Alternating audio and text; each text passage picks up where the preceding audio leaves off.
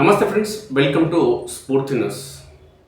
ప్రస్తుతం రాజకీయాల్లో ఒక వార్డు మెంబర్గా ఎంపిక కావాలంటేనే వేలాది రూపాయలు ఖర్చు చేయాల్సిన పరిస్థితి.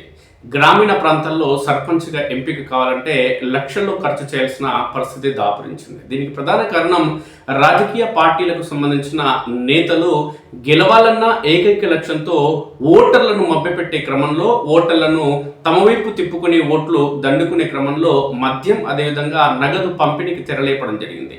ఈ పరిణామాల నేపథ్యంలోనే స్వచ్ఛమైన రాజకీయాలు చేసేందుకు ఎవరైతే రాజకీయ నేతలు ముందుకు రావడం జరుగుతుందో అలాంటి నేతలకు ప్రస్తుతం రాజకీయాలు చేసేందుకు అవకాశం లేకుండా పోతుంది. ఎవరైతే అవినీతి అక్రమార్కులు కావచ్చు, లేదంటే భూదందాలు చేసి రియల్ ఎస్టేట్ వ్యాపారులు మాత్రమే రాజకీయాల్లోకి వచ్చి రాజకీయాల్లో మరింత డబ్బును దండుకునేందుకు ప్రస్తుతం అవకాశాలు మెరుగ్గా ఉన్నాయి మిత్రులారా. ప్రధానంగా సేవా కార్యక్రమాలతో, లేదంటే ప్రజల అభివృద్ధి కాంక్షతో, లేదంటే ప్రాంతాల అభివృద్ధి కోసం పనిచేసే రాజకీయ నేతలకు స్వచ్ఛందంగా రాజకీయాలు చేయాలన్న లక్ష్యాలు నెరవేరే పరిస్థితులు ప్రస్తుతం కనిపించడం లేదు. గ్రామాలకు కావచ్చు, మున్సిపాలిటీలకు కావచ్చు, నియోజకవర్గాలకు కావచ్చు, ఆయా ప్రాంతాలకు సంబంధించిన ప్రజలకు సేవ చేయాలన్న లక్ష్యంతో ముందుకు వెళ్లే నాయకులకు ప్రస్తుతం పదవులు అనేది ఎండమావిగానే మారుతున్న పరిస్థితులు ప్రస్తుతం దాపురిస్తున్నాయి. ఈ పరిణామాల నేపథ్యంలో లక్షల కోట్ల రూపాయలు ఖర్చు చేసి ఎమ్మెల్యేలుగా పోటీ చేస్తున్న అభ్యర్థులు గెలుస్తామా లేదా అన్న సంశయంలోనే కోట్లాది రూపాయలు ఖర్చు చేయడం జరుగుతుంది. అయితే కోట్లాది రూపాయలు ఖర్చు చేసిన అనంతరం వీళ్ళు తిరిగి ప్రజల నుంచి, లేదంటే ప్రభుత్వ వ్యవస్థల నుంచి ఏ విధంగా తమ డబ్బును తిరిగి పొందగలుగుతున్నారు అంశమే ప్రస్తుతం ఈ ప్రాంతానికి సంబంధించిన ప్రజలతో పాటు యావత్ దేశంలోని ప్రజలకు ఒక ప్రశ్నగానే మిగిలిపోయింది. కానీ ప్రస్తుతం 2023 అసెంబ్లీ ఎన్నికల్లో కాంగ్రెస్ పార్టీ తరఫున పోటీ చేసి గెలుపొందిన ఒక ఎమ్మెల్యే వ్యవహారం అనేది ఇప్పుడు సంచలనంగా మారింది మిత్రులారా.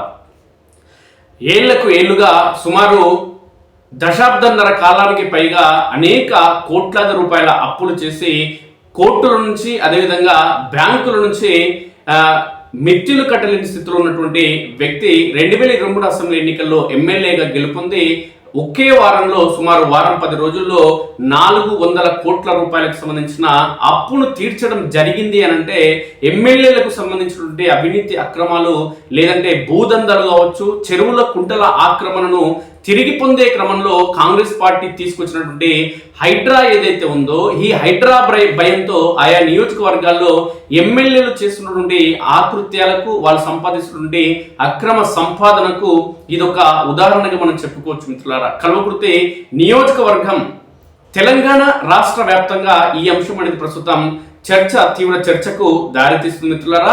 తెలంగాణ రాష్ట్ర వ్యాప్తంగా ఉన్నటువంటి 119 నియోజకవర్గాల్లో ఎవరైతే అత్యధిక డబ్బు ఖర్చు చేస్తే అలాంటి వ్యక్తులకే గెలుపు అవకాశాలు ఎక్కువగా ఉన్నాయి అనేది తెలంగాణ రాష్ట్ర వ్యాప్తంగా తెలంగాణ రాష్ట్రం ఏర్పాటు అనంతరం స్పష్టంగా తెలిసింది మిత్రులారా. కేసీఆర్ మంత్రిగా ఎంపికైన అనంతరం తెలంగాణ రాష్ట్ర రాజకీయాల్లో ఈ డబ్బు అనేది ప్రధాన భూమిక పోషించడం జరుగుతుంది. పరిణామాల నేపథ్యంలో 2014, 18, ప్రధానంగా 2023 అసెంబ్లీ ఎన్నికల్లో ఎమ్మెల్యేలుగా పోటీ చేసిన అభ్యర్థులు అత్యధికంగా డబ్బు ఖర్చు చేయడం జరిగింది. తాము గెలవాలంటే ఖచ్చితంగా డబ్బు, మద్యం పంపిణీ చేయాలనే కోణంలో అనేక మంది కోట్లాది రూపాయలు ఖర్చు చేసి ఎమ్మెల్యేలుగా గెలుపొందడం జరిగింది. ఇదే అంశానికి సంబంధించి ప్రస్తుతం ఖర్చు చేసిన డబ్బు ఏ విధంగా వీళ్ళు పొందడం జరుగుతుంది, ఈ పొందే క్రమంలో ఈ సమాజాన్ని కానీ, ప్రజలను కానీ, వ్యవస్థలను కానీ ఏ విధంగా దోపిడీ చేయడం జరుగుతుంది. ప్రజాప్రతినిధులు ఎంపికై రాజ్యాంగబద్ధంగా చట్టసభలకు వెళ్లి చట్టాలను తయారు చేసి ప్రజలకు మేలు చేయాల్సిన ప్రజాప్రతినిధులు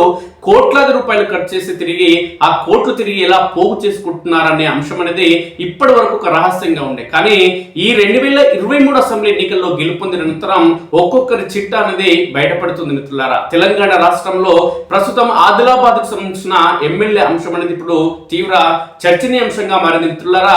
ఎమ్మెల్యేగా ఎంపికైన ఏడాదిన్నర లోపే అప్పుల కొండ కరిగించేశారు ఆయన. అంతకుముందు ఎమ్మెల్యే కాకముందు 100 కోట్ల రూపాయలైన అప్పులు చేయడం జరిగింది. కానీ ఎమ్మెల్యే అయిన తర్వాత ఏడాది సమయం అనంతరమే 400 కోట్ల రూపాయలని ఆయన ఏదైతే అప్పు ఉన్నాడో ఆ అప్పును తిరిగి బ్యాంకులకు చెల్లించి ఆయన రికార్డులకు ఎక్కడం జరిగింది. అసలు 400 కోట్ల రూపాయలు ఆయనకి ఏ విధంగా ఒక ఎమ్మెల్యేకి రావడం జరిగింది అనేది కోణంలో ఒకసారి చూస్తే, ఆ ఎమ్మెల్యే పైన ప్రధానంగా చెరువుల కుంటల ఆక్రమణకు సంబంధించి అవినీతి అక్రమాల చిట్ అనేది ఒక్కొక్కటిగా బయటకు రావడం జరుగుతుంది. మిత్రులారా, 20 ఏళ్లకు పైగా రాజకీయాల్లో ఉమ్మడి ఆదిలాబాద్ జిల్లాలో అయినా కొనసాగడం జరుగుతుంది. కాంగ్రెస్ పార్టీలో కొనసాగుతున్న అధికార పార్టీ నేత అయిన 2023 అసెంబ్లీ ఎన్నికలైన ఎమ్మెల్యేగా గెలుపొందడం జరిగింది. గెలుపొందిన ఏడాదిలోనే 400 కోట్ల రూపాయల అప్పులను ఆయన తిరిగి బ్యాంకులకు చెల్లించడం జరిగింది. బ్యాంకులు కూడా ఆయనకు క్లీన్ చిట్ ఇవ్వడం జరిగింది, తమ అప్పు నెరవేర్చడం జరిగింది, తీర్చడం జరిగింది అనే కోణంలో. ఇక ఈయన వ్యవహారాన్ని ఒకసారి మనం గమనిస్తే, సదరు కాంగ్రెస్ పార్టీకి సంబంధించిన ఎమ్మెల్యే వివిధ సంస్థల్లో వాటాదారులుగా ఉన్న సదరు నేత, ఆయన కుటుంబం 6 ఏళ్ల వ్యవధిలో 11 కంపెనీల పేరిట 9 బ్యాంకుల నుంచి 470 కోట్ల రూపాయలను అప్పుగా తీసుకోవడం జరిగింది. ఇక అప్పులు తిరిగి చెల్లించకపోవడంతో ఆ కుటుంబాన్ని మొత్తం, ప్రస్తుతం ఎవరైతే కాంగ్రెస్ పార్టీ ఎమ్మెల్యే ఉన్నారో ఆ కుటుంబాన్ని మొత్తం బ్యాంకులు డిఫాల్టర్ గా ప్రకటించడం జరిగింది. ఇక 10 ఏళ్లకు పైగా కొనసాగిన బ్యాంకుల నోటీసులు, అదేవిధంగా ఎన్సిఎల్టీ కేసుల పర్వం అయినప్పటికీ కూడా ఆయన ఒక్క రూపాయి తిరిగి బ్యాంకులకు చెల్లించలేదు. కానీ ఎమ్మెల్యేగా అయిన ఏడాది లోపే 400 కోట్ల రూపాయలను తిరిగి అప్పు చెల్లించడం జరిగిందంటే, కాంగ్రెస్ పార్టీ ప్రభుత్వంలో అవినీతి అక్రమాలు ఏ విధంగా, భూ కబ్జాలు ఏ విధంగా, చెరువు కుంటల పేరుతో, హైడ్రా ఆక్రమణల పేరుతో ఏ విధంగా ప్రజల్ని కావచ్చు లేదంటే ప్రభుత్వ స్థలాలను ఏ విధంగా కాంగ్రెస్ పార్టీకి సంబంధించిన కబ్జాలు చేయడం జరుగుతుంది అనడానికి ఈ ఎమ్మెల్యే వ్యవహార తీరే ఒక నిదర్శనంగా మనం చెప్పుకోవచ్చు. మిత్రులారా, ఇక 2023లో ఎమ్మెల్యేగా ఎన్నికైన ఆ నేత ఏడాదిన్నర లోపే ఆయన సీన్ మొత్తం, చరిత్ర మొత్తం మారిపోయింది. మిత్రులారా, స్వల్ప వ్యవధిలోనే భారీ మొత్తంలో ఈయన రుణాలు 400 కోట్ల రూపాయలను ఏ విధంగా అప్పులు తీర్చడం జరిగింది అన్న అంశం ఇప్పుడు తెలంగాణ రాష్ట్ర వ్యాప్తంగా ఒక చర్చ కొనసాగుతుంది. మిత్రులారా, సమాజంలో సమాజ సేవ చేయాలి, ప్రజలను ఉద్ధరించాలి, తమ పుట్టి పెరిగిన ప్రాంతాలు ఏవైతే ఉన్నాయో ఆ ప్రాంతాలకు అంతో ఇంత సేవ చేయాలి, ఆ ప్రాంతంలోని ప్రజలను అభివృద్ధి పథంలో దూసుకు వెళ్ళేలా మనవంతు పాత్ర పోషించాలనే కోణంలో విద్యావంతులు, మేధావులు, తెలంగాణ ఉద్యమకారులు రాజకీయాల్లోకి రావాలని ఎంత ప్రయత్నం చేసినా ఎమ్మెల్యేలుగా అయ్యే పరిస్థితులు ప్రస్తుతం తెలంగాణ రాష్ట్రంలో లేవు. దీనికి కారణం డబ్బు ప్రామాణికం, మద్యం ప్రామాణికం. మద్యం, ఓటు రాజకీయాలు అనేది ఈ కొనసాగుతున్న ఈ క్రమంలోనే నిజాయితీ పరులు రాజకీయాల్లో రాణించేందుకు అవకాశం లేకుండా పోతుంది. ఇలాంటి అవినీతి అక్రమార్కులు ఇవాళ రాజకీయాల్లో రాణించి తెలంగాణ రాజకీయాలను అస్తవ్యస్తం చేయడం జరుగుతుందనేది సుస్పష్టం. ఈయన వ్యవహారాన్ని ఒకసారి మనం గమనిస్తే, ఈ ఎమ్మెల్యే ఉమ్మడి ఆదిలాబాద్ జిల్లాకు చెందిన అధికార పార్టీ నేత. సుమారు 2.5 దశాబ్దాలకు పైగా రాజకీయాల్లో కొనసాగడం జరుగుతుంది.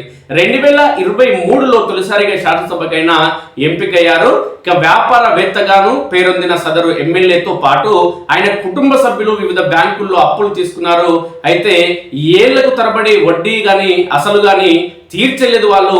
ఈ తీర్చని క్రమంలో సదరు సంస్థలన్నీ కూడా, బ్యాంకులు కావచ్చు ఇతర సంస్థలన్నీ కూడా వీళ్ళందరినీ మొండి బకాయిదారులుగా ప్రకటిస్తూ వాళ్ళందరికీ ఇక బ్యాంకులు తొందరలోనే డబ్బులు చెల్లించాలని కొన్ని డిమాండ్ చేస్తూ అనేక సార్లు నోటీసులు పంపిణీ చేసిన, ఆ నోటీసులు జారీ చేసిన వాళ్ళు ఎన్నడూ కూడా ఒక్క రూపాయి చెల్లించిన దాఖలాలు లేవు. ఇక కార్పొరేట్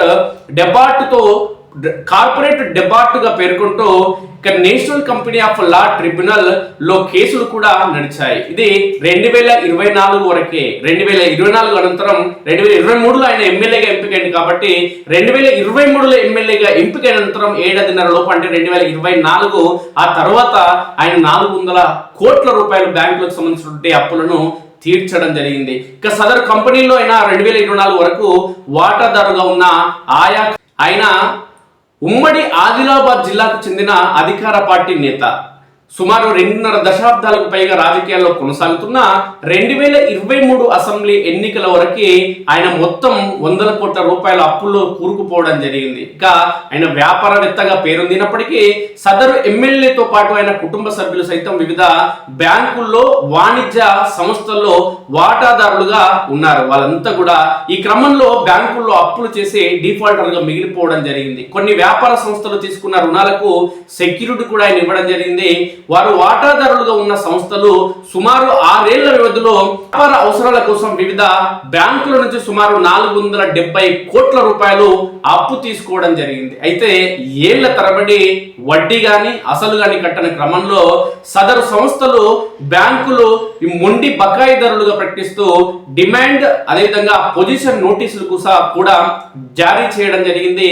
ఇక కార్పొరేట్ డెబ్టార్ గా పేర్కొంటూ national company of law tribunal లో కేసులు కూడా నడిచాయి. ఇక ఇది 2024 వరకు మిత్రులారా. సదరు కంపెనీలో వాటాదారుగా ఉన్న ఆయా కంపెనీలతో సన్నిహిత సంబంధాలున్న అధికార పార్టీ నేత ఎమ్మెల్యేగా ఎన్నికైన 7.5 లోపే ఆయన పరిస్థితి పూర్తిగా మారిపోయింది మిత్రులారా. అప్పటి వరకు 470 కోట్ల అప్పుగా ఉన్నటువంటి సదరు నేత ఎమ్మెల్యేగా ఎంపికైన 7.5 లోపే 400 కోట్ల రూపాయలనైనా అప్పును చక్కా తీర్చేయడం జరిగింది. అంటే ఒకసారి అర్థం చేసుకోండి, కాంగ్రెస్ పార్టీ అంటే ఎంత ప్రజాపాలన కొనసాగిస్తుంది, ఈ కాంగ్రెస్ పార్టీ అంటే ఇలా ప్రజాసేవ ఏ విధంగా ఉంది, కాంగ్రెస్ పార్టీ అంటే అవినీతి అక్రమాలు లేదని చెప్పుకున్నటువంటి మంత్రులు కానీ ఎమ్మెల్యేలు కానీ ఒక సాధారణ ఎమ్మెల్యేనే 7.5 లోపే 400 కోట్ల రూపాయల అప్పు తీర్చిందంటే దశాబ్దాలుగా తీర్చలేని అప్పు డిఫాల్టర్ గా ఉన్నటువంటి సదరు నేత ఏ విధంగా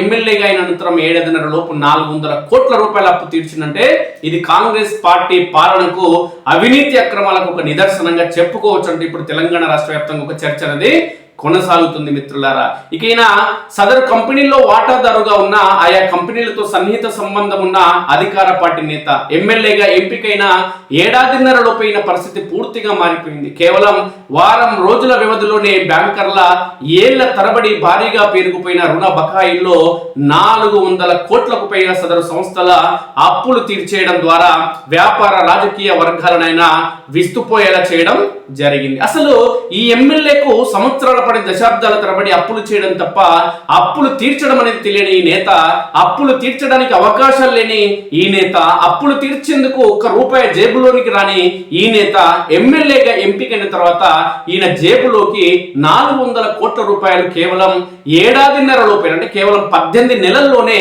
400 కోట్ల రూపాయలకి ఎట్లొచ్చినది ఇప్పుడు తీవ్ర చర్చ కొనసాగుతుంది. అయితే ఈ సదరు నేత వ్యవహార తీరు ఏంది అని అంటే హైడ్రా పేరుతో రేవంత్ రెడ్డి అదే విధంగా హైడ్రా కమిషనర్ రంగనాథ్ హల్చల్ చేస్తున్నారు కదా రాష్ట్ర రాజధాని హైదరాబాద్ లో. ఈయన కూడా ఏం చేసినంటే ఉమ్మడి ఆదిలాబాద్ జిల్లాలో చెరువులు కుంటలు ఇవన్నీ ఉంటాయి కదా కథా కార్ఖానా, వాటి అన్నింటి పేరు చెప్పి కబ్జాలు చేసి వాటిని అమ్ముకున్నాడు, తెగనమ్ముకున్నాడు. అదే విధంగా ఇసుక దందా చేసిండు, రేషన్ దందా చేసిండు, మాఫియా దందాలు ఎన్ని ఉంటాయో ఈ వ్యవస్థలో అన్నింటి కూడా పూర్తి చేసి కమిషన్లు ఎక్కడక్కడ దండుకొని అవినీతి అక్రమాలు చేసి కేవలం 18 నెలల్లోనే 7.5 కాలంలోనే 400 కోట్ల రూపాయల అప్పు నెరవేర్చిందంటే ఈయన 5 ఏళ్ల కాలం ఎమ్మెల్యే కొనసాగితే ఎన్ని వందల కోట్లు ఈయన అప్పు తీర్చడం లేదంటే ఎన్ని వందల కోట్ల రూపాయలని సంపాదించి ఒకసారి అర్థం చేసుకోండి మిత్రులారా.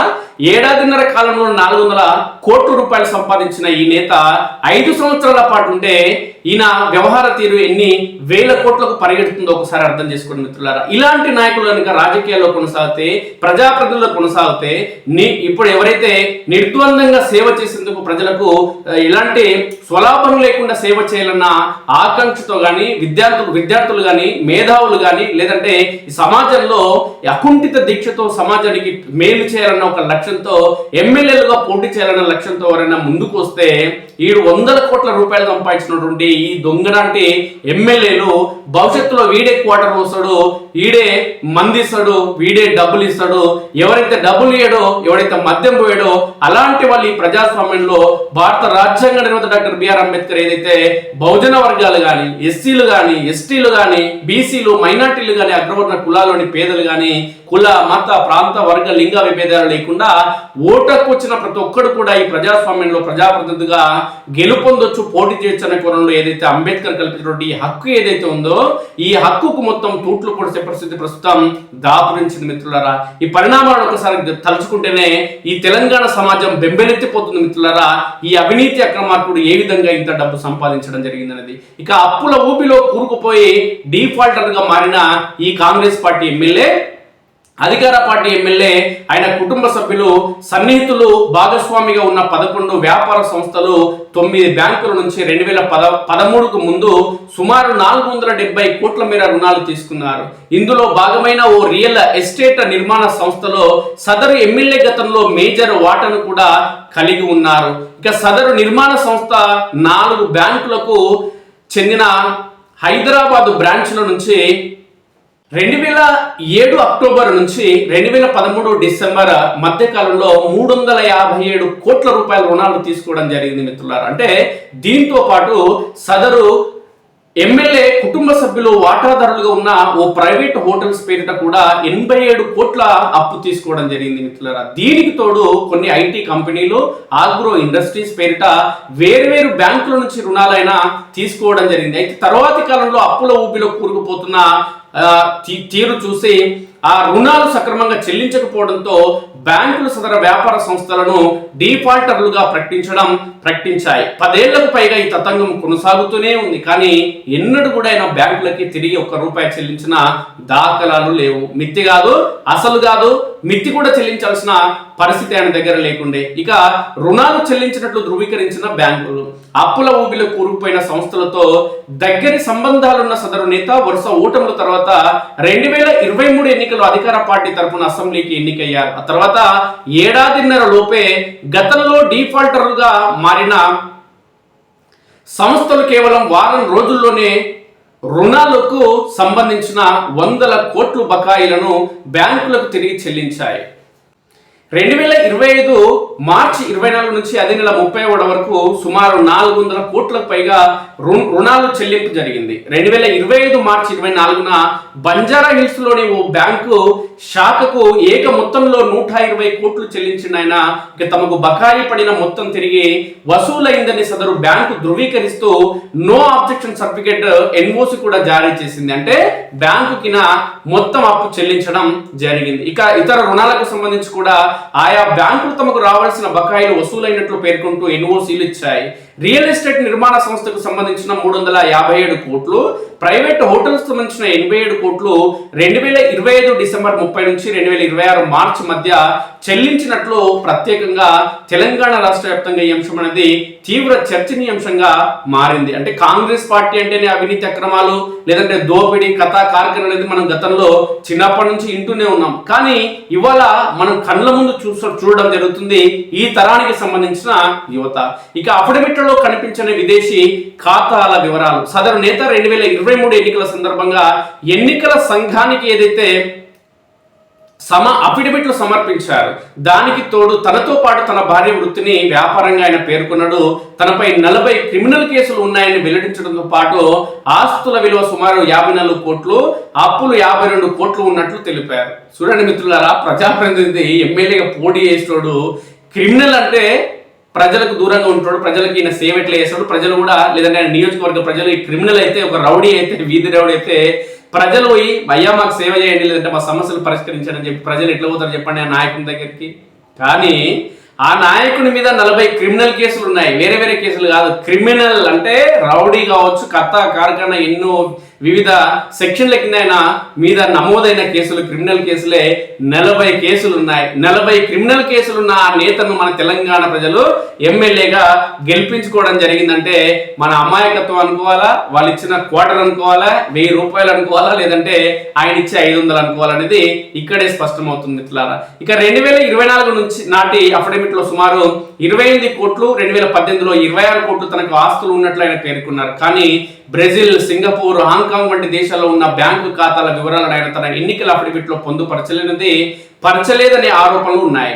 ఇక ఇదిలా ఉంటే ఎమ్మెల్యేగా ఎన్నికైన తర్వాత ఆయన యథేచ్ఛగా చెరువుల ఆక్రమణ, ఇది ఎమ్మెల్యే అయిన తర్వాత ఎమ్మెల్యే చేసే పని, ప్రజలకు సేవ చేయడం కాదు. సంక్షేమ పథకాలు ఏవైతే కాంగ్రెస్ పార్టీ అమలు చేస్తుందో ప్రజాపాలన పేరుతో ఆ సంక్షేమ పథకాలు, ఇందిరమ్మ ఇల్లు ఏదైతే ఉందో ఈ సంక్షేమ పథకాలు ప్రజలకు అందించాల్సింది మర్చిపోయి నేను ఎమ్మెల్యేగా ఇక్కడ కాంగ్రెస్ పార్టీ ఎమ్మెల్యేగా ఉన్నా లేకున్నా, ఇక్కడ బీజేపీ ఉన్నా, బీఆర్ఎస్ ఉన్నా, ఎవడున్నా ఎమ్మెల్యే ఉన్నా లేకుంటే వాడు సచ్చినా ప్రభుత్వం అందించే సంక్షేమ పథకాలు ఏవైతే ఉన్నాయో ఆ సంక్షేమ పథకాలు ఖచ్చితంగా అందుతాయని ఆయన గుర్తించినట్టుంది.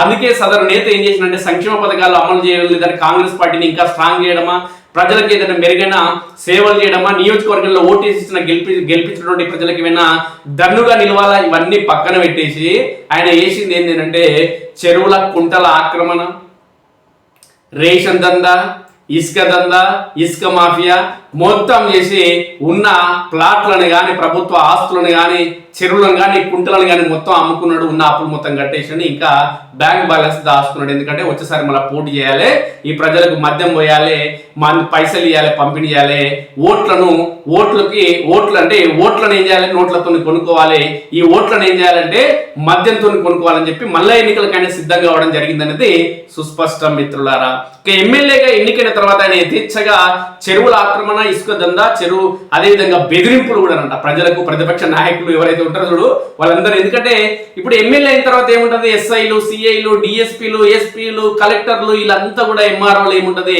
వాళ్ళ ఎమ్మెల్యే చెప్పినట్టే.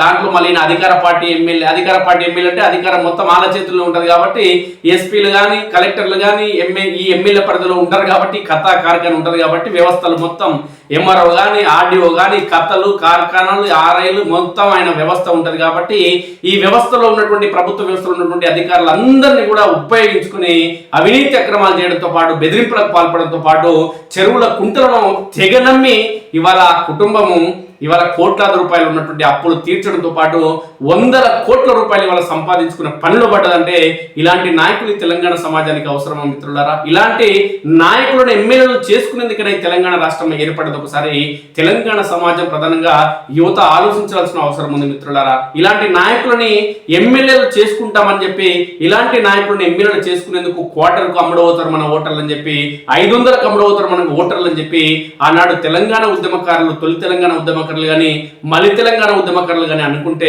ఈ తెలంగాణ రాష్ట్రం కోసం ఆత్మ బలిదానాలు వాళ్ళు చేసుకున్న వాళ్ళ మిత్రులారా. ఒకసారి నాటి విద్యావంతులు కానీ మేధావులు కానీ తెలంగాణ ఉద్యమకారులు కానీ ప్రధానంగా యువత, జంజీ యువత ఎవరైతే ఉన్నారో ఈ యువత ఖచ్చితంగా ఆలోచన చేసి తీరాల్సిన అవసరం ఖచ్చితంగా ఉంది మిత్రులారా. యువత కులాల కోసం, మతాల కోసం, పార్టీల కోసం, నాయకుల కోసం కొట్టుకు చావడం మాని సమాజంలో మెరుగైన మార్పు కోసం, సమాజ వృద్ధి కోసం పనిచేసే వారికి ప్రాధాన్యం ఇవ్వాలి, అలాంటి వ్యక్తులకి ఓటు ఇవ్వాలి తప్ప ఈ మద్యానికి అదేవిధంగా డబ్బుకు ఓటు నమ్ముకుంటే ఇలాంటి నాయకులే, ఇలాంటి దొంగలని మనం ప్రజాప్రతినిధులకు ఎన్నుకొని వీళ్ళని చట్టసభలకు పంపిస్తే సమాజాన్ని దోసుకోవడం తప్ప ఈ సమాజ వృద్ధి కోసం వాళ్ళు పాటు పడరు అనడానికి ఈ కాంగ్రెస్ పార్టీ ఎమ్మెల్యే చేసినటువంటి దమన నీతి కావచ్చు, అవినీతి అక్రమాల పుట్ట అనేది స్పష్టమవుతుంది. దానికి ఒక నిదర్శనంగా మనం చెప్పుకోవచ్చు మిత్రులారా. ఇక ఈయన యథేచ్ఛగా ఈయన ఎమ్మెల్యే ఎంపికైన తర్వాత చెరువుల ఆక్రమణ, ఇసుక దందా, బెదిరింపులు, వసూళ్ల పర్వం కొనసాగించారనే తీవ్రమైన ఆరోపణలు ఉన్నాయి. ఈ నేపథ్యంలోనే స్వల్ప వ్యవధిలోనే వందల కోట్లలో ఈ చెల్లింపులు సాధ్యమని, అందుకే 400 కోట్ల రూపాయల అప్పులు ఈయన తీర్చిండు. ఇక రాజకీయ వర్గాల్లో ఇదే అంశానికి సంబంధించి అనుమానాలు వ్యక్తమవుతున్నాయి.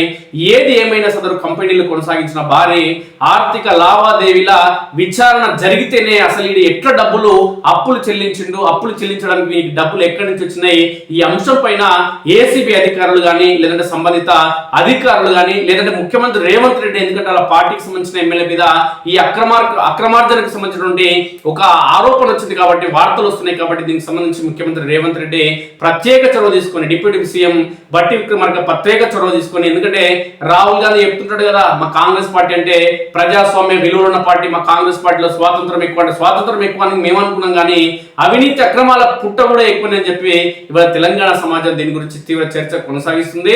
ఇదే కనుక అవినీతి అక్రమాలు చేస్తాం, 5 ఏళ్ల పాటు ఇదే పని చేస్తాం, 100 కోట్ల రూపాయలు సంపాదించుకుంటామని కొనలో కాంగ్రెస్ పార్టీకి సంబంధించిన ఎమ్మెల్యేలు మాత్రం అనుకుంటే భవిష్యత్తులో వచ్చే ఎన్నికల్లో 2028 అసెంబ్లీ ఎన్నికల్లో ఆ కాంగ్రెస్ పార్టీ అనేది అడ్రస్ లేకుండా చేయడం తెలంగాణ సమాజంలోని యువతకు అసాధ్యం కాదనేది ఖచ్చితంగా గుర్తించుకోవాల్సిన అవసరం ఉంది. అందుకు 2023 అసెంబ్లీ ఎన్నికల్లో తెలంగాణ ఉద్యమ నేతను, తెలంగాణ నేనే తెచ్చినా, తెలంగాణకు నేను తప్ప ఇంకొకరు దిక్కు లేరు అనే కోణంలో ఎవరైతే కేసీఆర్ అహంకారపూరితంగా వ్యవహరించి కుటుంబ పాలన చేసి అవినీతి అక్రమాలు చేసినా నన్ను తప్ప ఇంకెవరిని తెలంగాణ సమాజం ఎమ్మెల్యే ముఖ్యమంత్రిగా ఊహించుకోదని చెప్పి గర్వంతో ఏదైతే పాలన చేయడం జరిగిందో అలాంటి కేసీఆర్ ను గద్దెదించి ఫామ్ హౌస్ లో కూర్చోబెట్టిన చరిత్ర ఈ తెలంగాణ సమాజంలోని యువతది. కాబట్టి ఈ తెలంగాణ సమాజంలోని యువత అనుకుంటే తెలంగాణ రాష్ట్రం వచ్చింది, ఈ తెలంగాణ సమాజంలోని యువత అనుకుంటే బలమైన నేత, దేశ రాజకీయాల్లో చక్రం తిప్పుతాననుకున్నటువంటి కేసీఆర్ ని ఫామ్ హౌస్ లో కూర్చోబెట్టిన చరిత్ర ఈ తెలంగాణ యువతది.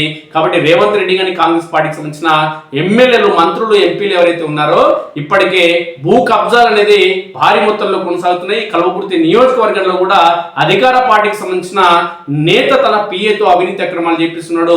ఇందిరాగాంధీ ఆనాడించినటువంటి ఏవైతే భూములు ఉన్నాయో ఎస్సీల నుంచి, దళిత సోదరుల నుంచి ఆ భూములను కూడా గుంజుకునే పరిస్థితులు వాళ్ళ కొనసాగుతున్నాయి. ఇవన్నిటి కూడా ఖచ్చితంగా ఏదో ఒక రోజు పులి స్టాప్ పడడం ఖాయం.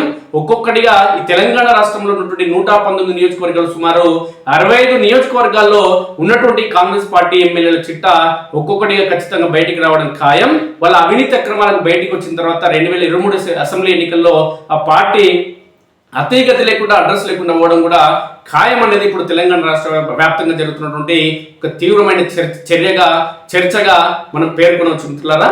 Thank you very much. ఇదే అంశానికి సంబంధించి కాంగ్రెస్ పార్టీ పాలన లేదంటే ప్రజాపాలన కొనసాగిస్తుందా, ఇలాంటి నేతల వల్ల అవినీతి అక్రమాల జోరు అనేది కొనసాగిస్తుందా తదితర అంశాలకు సంబంధించి మీ అభిప్రాయాలను మన స్ఫూర్తి న్యూస్తో పంచుకోండి మిత్రులారా. Thank you very much.